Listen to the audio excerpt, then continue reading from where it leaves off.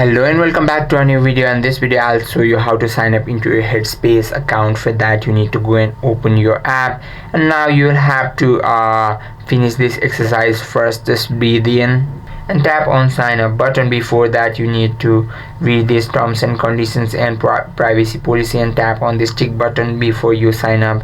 And now you'll have to choose your platforms to sign up. I'll just use my Gmail to sign up because I feel a lot easier using that, and it will ask you to give them access about your name, profile picture and email address, and just simply tap on continue. And now you have to read these and tap on continue button, and it will ask you some questions. Just fill it out. Now it will ask you to send you notification, and then after you give them access, just tap on begin button.